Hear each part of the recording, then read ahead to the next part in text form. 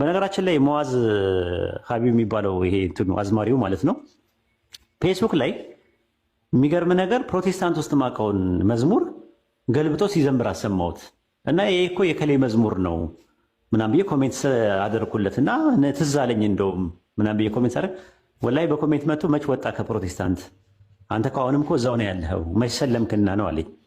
ከዛ እንግዲያውስ እንደዛ ከሆነ አስልመኝ በልና እና ምናምን ብስለው ብሎክ አደረገኝ ራሱ ይሄን ላኩለት ራሱ ማለት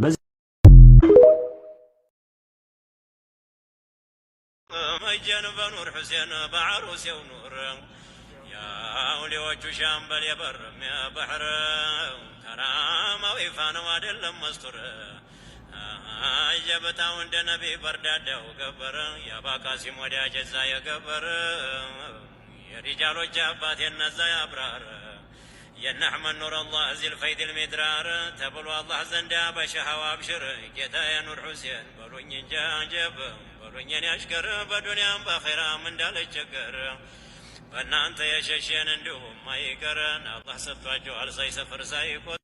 አሰላሙ አለይኩም ወረሕመቱላህ ወበረካቱሁ። ይህንን ግጥም ልብ ብላችሁ እንዳዳመጣችሁ ተስፋ አለኝ። ግጥሙ ከመዝሙር ሳይወሰድ አይቀርም። ምክንያቱም ከመዝሙርም በላይ ሽርክ የተባለበት ነገር ነውና፣ አንደኛ ውሸት ነው ያለበት፣ ሁለተኛ የሞተ ሰው እንዳትረሳኝ የባህርም የበርም ወልይነት ተሰጥተሃልና ከአንተ አሽከሮች ውስጥ አንዱ አድርገኝ እየተባለ ነው።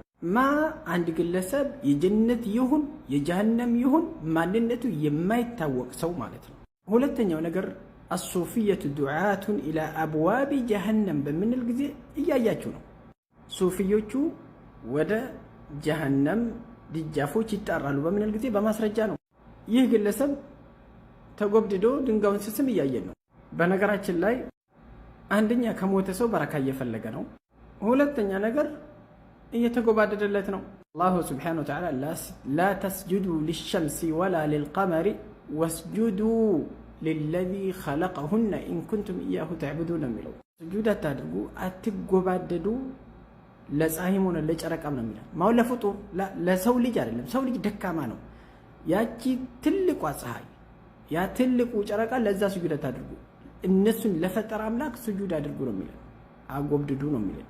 ሌላኛው የመጀመሪያ በዚች ዓለም ላይ ሽርክ የተከሰተው ቀብር ላይ በመገንባት ነው። አላሁ ስብሓነሁ ወተዓላ ከቀውመ ኑህ በሚያወራልን ጊዜ እንዲህ ይላል፣ ቃለ ኑሑ ረቢ ኢነሁም ዐሰውኒ ወተበዑ መን ለም የዚድሁ ማሉሁ ወወለዱሁ ኢላ ኸሳራ። አንተ አላህ ሆይ ህዝቦቼ እምቢ አሉኝ፣ እነሱ ተከተሉ፣ ገንዘባቸውም ሆነ ልጆቻቸውም ሆነ የማይጠቅማቸው ነገር ተከተሉ፣ ከኸሳራ ውጭ ጥቅም የማያመጣላቸው ነገር ተከተሉ።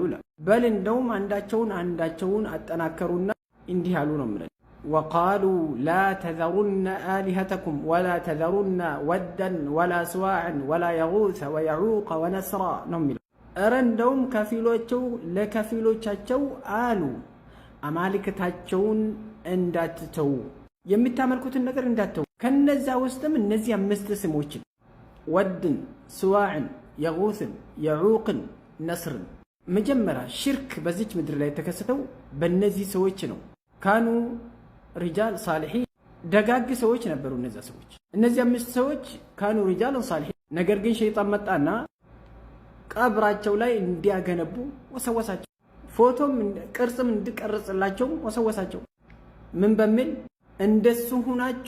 እንደነሱ ሆናችሁ አላህን ታመልኩ ዘንድ እነሱን ታስታውሳላችሁ ዘንድ በማለት ከዛ በኋላ የሚመጣ ያችን ቀብር ማምለክ መጣ።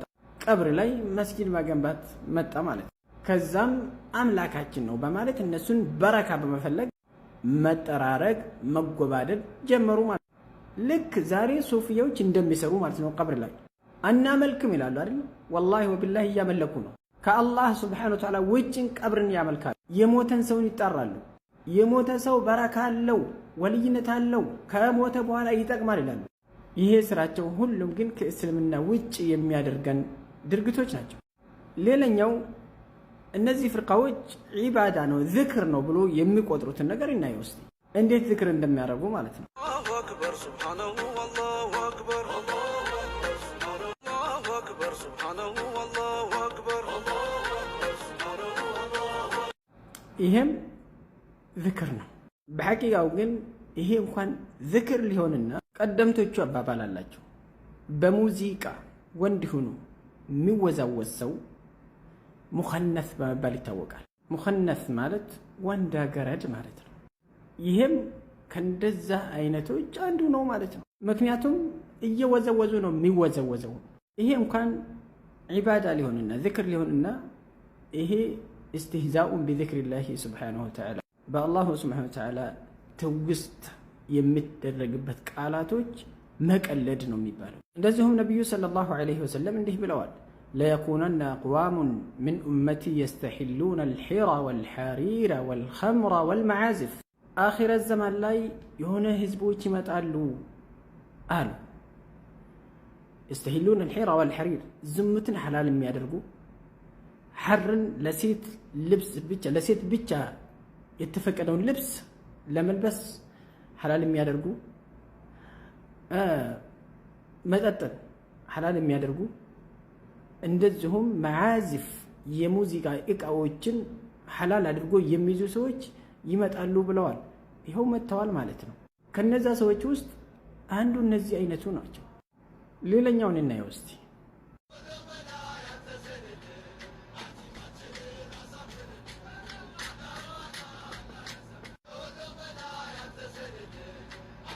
ይህም ذክር ሰላዋት እያወረዱ የሚባለው ነው። እዚህ ጋር ድቤ እየተመታ ነው። ወንድ ልጅ ድቤ ይመታ የተከለከለ ነው። እዚህ ጋር እጅ እያጨበጨበ ነው። ወንድ ልጅ ወንድ አያጨበጭም። التصفيق للنساء والتسبيح للرجال ነው የተባለው ነብዩ ሰለላሁ ዐለይሂ ወሰለም። እዚህ ጋር اختلاط ነው ያለው። ወንድና ሴት ማደባለቅ በእስልምና ውስጥ የለም። ከዛ ላይ እየተወዘወዙ ነው የሚያሳዝነው ነገር። ይሄም እስልምና ሆኖ ነው። አይናችሁን ክፈቱ፣ የጭንቅላት አይናችሁን ክፈቱ፣ ወደ ራሳችሁ ዘወር በሉ፣ አላህን ሱብሓነሁ ወተዓላ ፍሩ።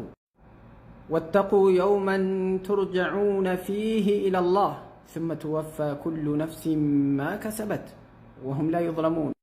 አላሁ ሱብሓነሁ ወተዓላ ዘንድ የምትቆሙበት ቀን ፍሩ። የትኛውም ነፍስ በሰራቸው ነገር የምትመነዳበት ቀን። የዛሬ ስሜታችን ለነገ ጸጸት እንዳይሆንብን። اللهم إني بلغت فاللهم فاشهد